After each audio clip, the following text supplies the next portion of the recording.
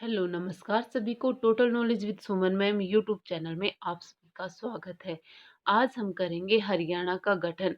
हरियाणा राज्य कैसे बना था, कैसे मांगे उठी थी, कैसे समितियां बनाई गई और किस प्रकार से हरियाणा राज्य का उदय हुआ, वो हम बिल्कुल डिटेल में आज पढ़ेंगे। इससे पहले हमने 22 जिले किए हैं जिलेवार हरियाणा में। लास्ट वीडियो में हमने चरखी दादरी को किया है। डिस्क्रिप्शन में आपको लिंक मिलेगा, आप जाकर देख सकते हैं, बिल्कुल डिटेल में करवाया गया है। आइए हम स्टार्ट करते हैं। जब 1857 की क्रांति दबा ली गई थी अंग्रेजों के द्वारा, तब अंग्रेजों ने ये सोचा कि भाई क्रांति दोबारा से ना उठे, क्योंकि जो क्रांति थी वो हमारे हरियाणा की अंबाला छावनी से सबसे पहले उठी थी और उत्तर प्रदेश वगैरह में ज्यादा थी। तो अंग्रेजों ने सोचा कि हरियाणा को इधर से उठा के पंजाब में मिला दिया जाए। तो 1858 में अंग्रेजों ने हरियाणा का जो अधिकांश हिस्सा था वो पंजाब राज्य में मिला दिया गया था। और ये एचएससी में क्वेश्चन पूछा भी गया है कि हरियाणा को पंजाब में कब मिलाया गया। तो 1858 में हरियाणा को पंजाब राज्य में मिलाया गया था। हरियाणा को पंजाब में मिला देने के बाद सबसे पहले 1892-93 में पंजाब एडमिनिस्ट्रेशन रिपोर्ट के जो संपादक है, उन्होंने इस बात को स्वीकार किया कि जो हरियाणा वासी और पंजाब वासी है वो हर बात में बेहद अलग हैं। कि भाई उनका कहीं भी मेल नहीं होता, ना खाने पीने में, ना बोली चाली में, ना रीति रिवाज में, कहीं भी उनका मेल नहीं है। तो ये सबसे पहले जो बात उठाई थी कि उनका मेल नहीं है, तो सबसे पहले पंजाब एडमिनिस्ट्रेशन की जो रिपोर्ट थी उसके संपादक ने ये बात उठाई थी। अब देखते हैं सब मांगे कहाँ से उठने लगी थी कि हरियाणा है उसे पंजाब में नहीं मिलाना चाहिए था। 1925 में अखिल भारतीय मुस्लिम लीग के सदस्य, इनका दिल्ली में अधिवेशन हुआ था। उस टाइम पीरजादा मोहम्मद हुसैन ने हरियाणा क्षेत्र को पंजाब से काटकर दिल्ली में जोड़ने की बात कही थी। अखिल भारतीय मुस्लिम लीग का दिल्ली में सम्मेलन हुआ, जिसमें उनके सदस्य थे पीरजादा मोहम्मद हुसैन। उन्होंने ये बात उठाई कि हरियाणा है उसे पंजाब से निकालो और पंजाब से निकाल कर दिल्ली में जोड़ दो। ये बात तो इन्होंने भी नहीं कही कि अलग राज्य बनाओ, इन्होंने कहा इसे दिल्ली में जोड़ दो। 1928 में 3 साल बाद दोबारा से यही बात उठी और सर्वदलीय सम्मेलन दिल्ली में ही हुआ। इसमें अब की बार सर्वदलीय सम्मेलन था और उसमें भी दिल्ली प्रदेश की जो कांग्रेस कमेटी थी, उन्होंने भी इसी बात को दोहराया कि उसे हरियाणा को पंजाब से हटाओ और दिल्ली में मिला दो। उसके बाद 1931 में जो द्वितीय गोलमेज सम्मेलन लंदन में हुआ था, जिसमें गांधी जी ने भी भाग लिया था, उसमें एक अंग्रेजी अधिकारी जोफ्री कॉर्बेट ने बड़े स्पष्ट शब्दों में ये बात कही कि जो अंबाला डिवीजन यानी कि जो हरियाणा है वो पंजाब में केवल इत्तेफाक से मिला हुआ है। ऐतिहासिक दृष्टि से यह क्षेत्र पंजाब का हिस्सा नहीं है, हिंदी भाषा के क्षेत्र का भाग है। जिसकी भाषा हिंदुस्तानी है, पंजाबी नहीं है। ये हर लिहाज से पंजाब से भिन्न है। आपको इतना याद रखना है कि ये भई जोफ्री कार्बेट थे, उन्होंने ये बात कही थी कि अम्बाला डिवीज़न है वो पंजाब में केवल इत्तेफ़ाक से मिलाया गया है। क्वेश्चन क्वेश्चन बन सकता है तो ध्यान रखिएगा। ये बात किसने कही थी? जोफ्री कार्बेट ने कही थी। फिर 1 साल बाद 9 दिसंबर 1932 को हरियाणा और दिल्ली के जो राष्ट्रवादी नेता थे दीनबंधु गुप्त, उन्होंने उन्होंने कहा कि भारत के समस्त इतिहास में अंबाला डिवीजन है वो शिमला को छोड़कर कभी भी पंजाब का भाग नहीं था। उन्होंने कहा कि देखिए जोफ्री कार्बेट की लाइनें अलग है, इन्हीं की लाइन ये याद रखना कि अंबाला डिवीजन पंजाब में केवल इत्तेफाक से मिलाया गया है। क्वेश्चन बन सकता है कि ये बात किसने कही। और दीनबंधु गुप्त जी ने ये कहा कि जो अम्बाला डिवीजन है वो शिमला को छोड़कर पंजाब का कभी भी हिस्सा नहीं था। ये बात किसने कही? ये दीनबंधु गुप्त जी ने कही थी 1932 में। और इन्होंने भी कहा कि ये पंजाब से हर तरह से भाई भिन्न है। और इनकी बातों का समर्थन किसने किया भाई? सर छोटू राम जी ने किया, महात्मा गांधी जी ने किया, आसफ अली ने किया और मोहम्मद अली जिन्ना, ये जो बड़े-बड़े प्रांतीय और राष्ट्रीय स्तर के जो नेताओं थे, उन्होंने इन बातों का समर्थन किया और उन्होंने भी कहा कि जो हरियाणा है, उसको पंजाब से अलग कर दिया जाए भई। इस बात का सभी ने समर्थन किया। आगे देखते हैं फिर 1946 में कांग्रेस के जो तत्काल अध्यक्ष थे, डॉक्टर पट्टाभी सीतारमैया जी थे, उन्होंने अखिल भारतीय भाषीय कांग्रेस कॉन्फ्रेंस हुई थी। उसमें दीनबंधु गुप्त जी की जो बात थी उसका खुलकर समर्थन किया। भई खुले रूप से समर्थन इन्होंने किया था, पट्टाभी सीतारमैया जी ने, जो कांग्रेस के उस टाइम के 1946 में जब अध्यक्ष थे, और उन्होंने सरकार से सलाह दी कि भई ये बात सही है और इसे भई अलग कर दिया जाए। फिर सबसे पहले जो माँग उठी है भई अलग से राज्य की जो माँग उठी है, इन सभी ने क्या कहा कि उसे हटाओ, उधर से हटाओ और दिल्ली में मिला दो। लेकिन अलग राज्य की जो माँग उठी है, वो स्वतंत्रता प्राप्ति के बाद 1948 में सिखों के जो नेता हुए थे मास्टर तारा सिंह जी, उन्होंने अपने पत्र अजीत में अलग सिख राज्य की माँग की थी। इन्होंने कहा था कि हमें अलग से सिख राज्य बनाना चाहिए, जो हरियाणा का जो क्षेत्र है उसे अलग से अलग निकाल दिया जाए, वे अलग राज्य बना दिया जाए। तो अलग राज्य की जो माँग सबसे पहले उठी थी वो 1948 में उठी थी। बाकी सभी ने कहा था कि उसे पंजाब से निकालो और दिल्ली में मिला दो। इन सब को देखते हुए क्या होने लगा कि जो हिंदी भाषी क्षेत्र के लोग थे, वो कहते थे कि हम पंजाबी को नहीं पढ़ेंगे, और पंजाबी भाषी क्षेत्र के लोग थे, वो कहते थे कि भई हम हिंदी को नहीं पढ़ेंगे। इन सब सिचुएशन को देखते हुए उस टाइम के जो तत्काल मुख्यमंत्री हुए थे पंजाब के भीमसेन सच्चर जी, तो एक जो सच्चर फार्मूला आया था, अब हम उसको देखते हैं। पंजाब के तत्काल मुख्यमंत्री भीमसेन सच्चर जी के द्वारा एक हल निकाला गया, और जो निकाला गया उसे सच्चर फॉर्मूला के नाम से जाना जाता है।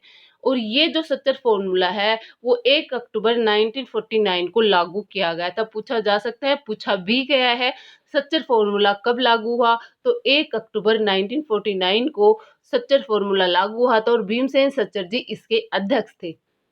इसने क्या कहा कि सच्चर फॉर्मूले ने कि पंजाब है ना, उसको 2 भागों में बाँट देते हैं। एक हिंदी क्षेत्र, दूसरा पंजाबी क्षेत्र। और हिंदी क्षेत्र में आपका रोहतक, गुरुग्राम, हिसार, कांगड़ा, करनाल और अम्बाला का जगाधरी और नारायणगढ़ तहसीलें हैं, वो हम दे देंगे हिंदी क्षेत्र को, और बाकी जो क्षेत्र है वो पंजाब में ही रहेगा।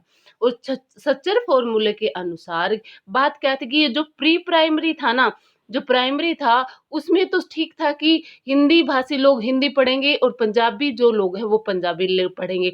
लेकिन आगे चलकर जब कक्षा बड़े बच्चे बड़ी कक्षा में जाएगा, तो ये ज़रूरी हो जाएगा कि तो हिंदी क्षेत्र के हर स्कूल में पंजाबी भई पंजाबी है वो भी पढ़ी जाएगी, और पंजाबी क्षेत्र के लोगों को हिंदी भी पढ़ी जाएगी।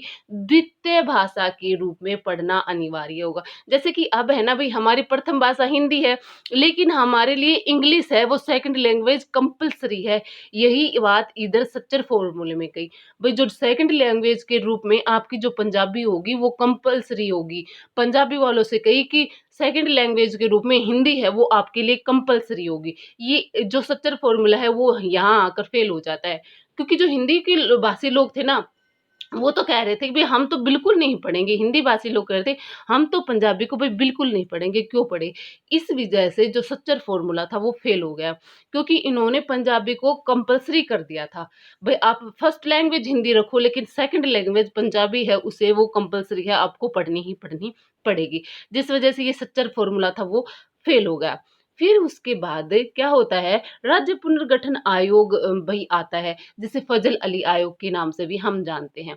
29 दिसंबर 1953 को भारत सरकार ने भाषीय और संस्कृति के आधार पर राज्यों का पुनर्गठन करने के लिए सैयद फजल अली की अध्यक्षता में एक आयोग का गठन किया, जिसे हम फजल अली आयोग के नाम से भी भई हम जानते हैं। और इस आयोग ने 3 साल बाद 1956 में अपनी रिपोर्ट पेश की, और इसने कहा कि नए राज्य के गठन से भाषा का विवाद समाप्त नहीं होगा, बल्कि दोनों भाषाओं का अहित ही होगा।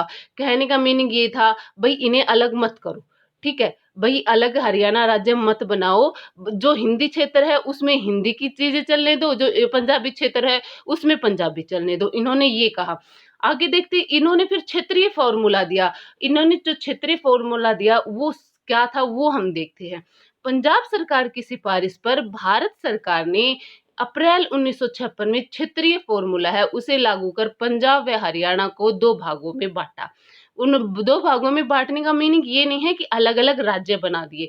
देखते हैं कि ये क्षेत्रीय फ़ॉर्मूला में क्या-क्या नियम लागू हुए थे।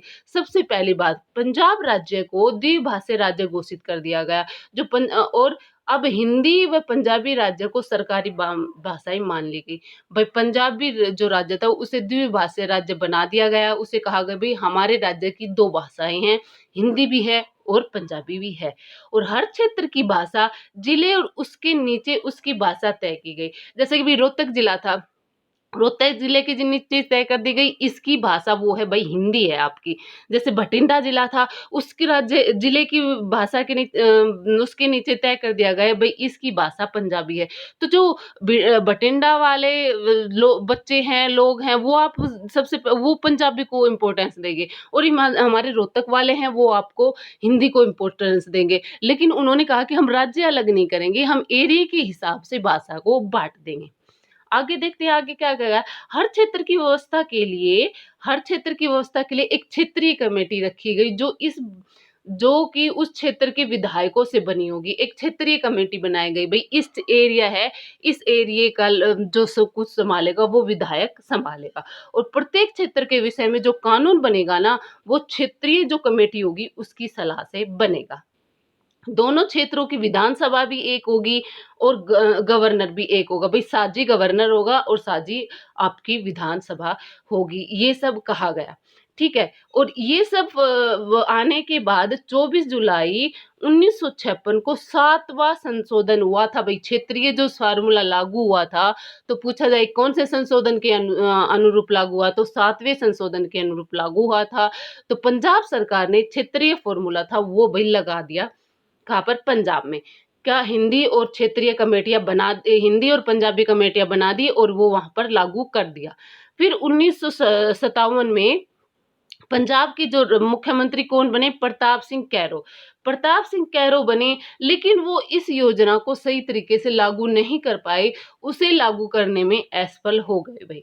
और इस टाइम से ये क्वेश्चन पूछा भी गया है कि जब विभाजन का जो विवाद चल रहा था, तब हमारे हरियाणा की तरफ से रोहतक व हिसार में आंदोलन चल रहे थे भई, ठीक है? हरियाणा की तरफ से कहाँ आंदोलन चल रहे थे? तो रोहतक और हिसार में बड़े रूप से आंदोलन चल रहे थे, जिसके परिणाम स्वरूप एक क्षेत्रीय समिति का चयन हुआ था, और उस क्षेत्रीय समिति में जो हिंदी क्षेत्रीय समिति के जो अध्यक्ष बनाए गए थे, वो बलवंत तायल जी बनाए गए थे। क्वेश्चन बन सकता है भई हरियाणा और पंजाब विवाद के समय हिंदी क्षेत्रीय समिति के अध्यक्ष कौन चुने गए थे? तो बलवंत तायल जी हिंदी क्षेत्रीय समिति के अध्यक्ष चुने गए थे। ये क्षेत्रीय फ़ॉर्मूला है, ये असफल हो चुका था। उसके बाद 1960 में सिखों के नेता हुए थे मास्टर तारा सिंह जी। उन्होंने पंजाब सूबे का नेतृत्व करते हुए भई नेतृत्व किया, यानी आंदोलन उन्होंने छेड़ दिया। जिससे जो हम मुख्यमंत्री थे उस टाइम प्रताप सिंह कैरो, उन्होंने मास्टर तारा सिंह को गिरफ्तार कर लिया और गिरफ्तार करके उन्हें जेल में डाल दिया। तो उनकी गिरफ्तारी के बाद संत फतेह सिंह जी ने अपनी मांग को मनवाने के लिए 18 नवंबर 1960 में आमरण अनशन पर बैठ गए और सत्याग्रह का ऐलान कर दिया कि भई हम तो बनवा के ही रहेंगे पंजाब राज्य अलग। संत फतेह सिंह जी बैठ गए, आमरण अनशन पर बैठ गए, सत्याग्रह का उन्होंने ऐलान कर दिया। फिर क्या होता है, ये जो तारा सिंह जी हैं वो जेल से छूट कर आते हैं, और बाबा जो संत से फतेह सिंह है उनका अनशन तुड़वाकर खुद अनशन पर बैठ जाते हैं, लेकिन 40-45 दिन के बाद वो अनशन खुद से ही तोड़ देते हैं, जिसकी वजह से भाई तारा सिंह जी की बहुत बदनामी होती है। फिर 5 साल बाद ये बात फिर उठती है, तेज गति लेती है यही बात, कब? 1965 में। और जो संत फतेह सिंह जी हैं वो ऐलान करते हैं कि भई मैं व्रत पर बैठूँगा और 10 दिन बाद आत्मदाह कर लूँगा भई। 10 दिन बाद मैं आत्मदाह कर लूँगा अगर अलग से सिख राज्य नहीं बनाया गया तो। लेकिन उस टाइम भारत-पाक का युद्ध चल रहा था, जिसके कारण उन्होंने कार्यक्रम स्थगित करना पड़ा, और जब युद्ध समाप्त हो जाता है, जब 10 अगस्त 1965 को वो ऐलान कर देते हैं कि भई किस पर? मैं बैठ रहा हूँ, और क्या नाम है, 25 दिन के बाद मैं आत्मदाह कर लूँगा। ये सब देखते हुए फतेह सिंह जी के को देखते हुए हरियाणा में बड़ी तीव्रता से प्रक्रिया शुरू हो गई थी। और जनसंघ को छोड़कर लगभग सभी वर्गों ने भारत सरकार और पंजाब सरकार का पुरजोर अपील की थी कि भाई अलग राज्य कर दिया जाए, दोनों राज्यों को अलग अलग राज्य बन कर दिया जाए। ध्यान रखिएगा, जनसंघ को छोड़कर सभी ने कहा था।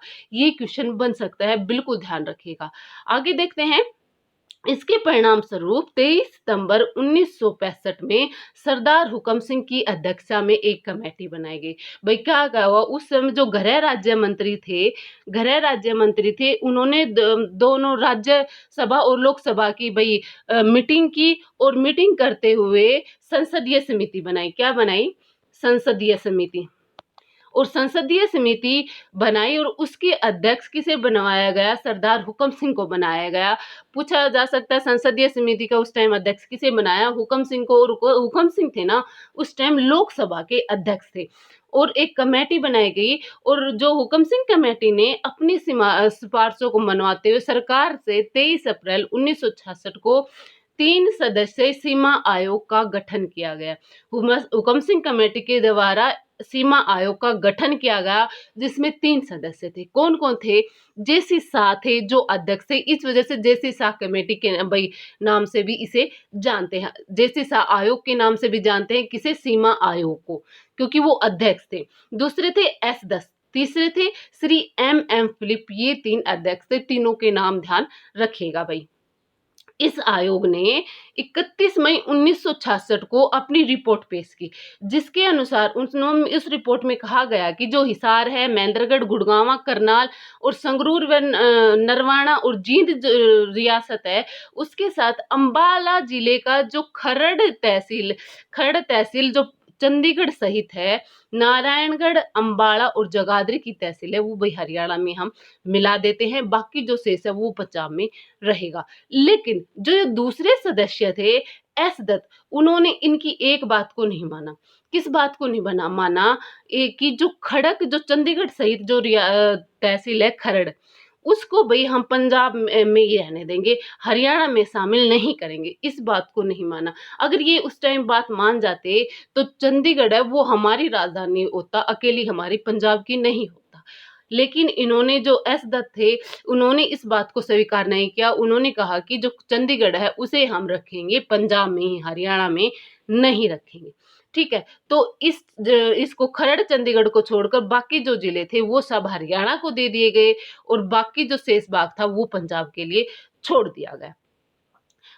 आगे देखते फिर क्या हुआ कि अब हरियाणा का उदय कैसे होता है वो देखते हैं। 18 सितंबर 1966, अभी 18 सितंबर 1966 को सीमा आयोग ने जो सिफारिशें की थी, उसके अनुसार भारत सरकार ने पंजाब पुनर्गठन विधेयक 1966 पारित किया। एक विधेयक पारित किया 1966। कौन सा? पंजाब पुनर्गठन विधेयक 1966 पारित किया। उस विधेयक में भाई जो लिखा गया था, एक बार वो मेन देख लेते हैं कि किस अनुच्छेद में किस चीज की बात की गई थी। तो जो पंजाब पुनर्गठन विधेयक है, उसके भाग 2 में जो अनुच्छेद 3 है, उसमें सीमाओं को बताया गया है। भाई पंजाब और हरियाणा के बीच में ये सीमा आएगी, इस बारे में बताया गया है। और ये भी बताया गया जो नया राज्य बनेगा उसका नाम हरियाणा होगा। ये अनुच्छेद 3 में बताया गया है, विधेयक के अनुच्छेद 3 में इस बात के बारे में बताया गया है। और भाग 3 का जो अनुच्छेद 9 है, उसमें लोकसभा के सदस्यों की स्थिति बताई गई है कि पंजाब से इतने सदस्य लोकसभा में जाएंगे, और हरियाणा से भाई 10 सदस्य वो लोकसभा में जाएंगे। और अनुच्छेद 10 में विधानसभा के सदस्यों के बारे में बताया गया है। भाई जो हरियाणा से हिंदी भाषी क्षेत्र से जो 54 विधायक बने थे ना, वो दे दिए गए थे हमारे हरियाणा को। तो ये सब किस में बताया गया है? अनुच्छेद 10 में बताया गया है। अनुच्छेद 10 में विधानसभा के बारे में सारा बताया गया है। भाई आपकी अलग विधानसभा होगी, आप अलग अध्यक्ष चुन सकते हैं, आपको ये 54 विधायक दिए जाते हैं। ये सब अनुच्छेद 10 में बताया गया है। और भाग 4 के अनुच्छेद 21 में ये ध्यान रखिएगा, भाग 4 है किसका? जो विधेयक पारित हुआ था, उसके भाग 4 के अनुच्छेद 21 में कहा गया कि हरियाणा और पंजाब का जो हाई कोर्ट है वो साझा होगा। दोनों का जो हाई कोर्ट है वो एक ही होगा। ये अनुच्छेद 21 में कहा गया। ठीक है भाई, ये मेन पॉइंट है जो विधेयक पारित हुआ था, उसके ये मेन पॉइंट है, ये ध्यान रखिएगा। इस प्रकार पंजाब पुनर्गठन विधेयक के अनुसार भाई आपका 18वें संविधान संशोधन के तहत, ध्यान रखिएगा कौन से संविधान संशोधन के तहत, 18वें संविधान संशोधन के तहत देश का 17वां राज्य बना हरियाणा, और 1 नवंबर 1966 को हमारा हरियाणा राज्य बना। 18वें संविधान संशोधन के तहत 17वां राज्य बना हमारा। इस प्रकार हमारे हरियाणा राज्य का उदय हुआ, और हमारे पहले जो राज्यपाल बनाए गए इसमें, तो धर्मवीर सिंह जी है, वो हमारे पहले राज्यपाल बनाए गए। भगवत दयाल शर्मा हमारे पहले मुख्यमंत्री बनाए गए, और विधानसभा अध्यक्ष सन्नो देवी हमारी पहली विधानसभा अध्यक्ष हमारी सन्नो देवी जी बनाई गई थी। और पूरे पंजाब का, हरियाणा और पंजाब को मिलाकर कुल एरिया था उसका 35.18% हिस्सा था, वो हमारे हरियाणा को दिया गया। ठीक है, पूछ लिया जाए पंजाब का कितना प्रतिशत हिस्सा हमें मिला, तो 35.18% जो भाग है वो हमें मिला था हरियाणा को, जो इतना क्षेत्रफल हमें मिला था। ठीक है भाई, ये हमने बिल्कुल हरियाणा राज्य का उदय पढ़ा है। अगर आप बिल्कुल ध्यान से वीडियो को देखेंगे 1 या 2 बार, आपको बिल्कुल क्लियर हो जाएगा। और मैं आपको कहती हूँ, इस वीडियो को देखने के बाद हरियाणा गठन से संबंधित आपके क्वेश्चन नहीं छूटेंगे। अगर आपको वीडियो अच्छी लगी हो तो लाइक कीजिए, शेयर कीजिए, कमेंट कीजिए। चैनल पर नए हैं तो सब्सक्राइब कर लीजिएगा। धन्यवाद।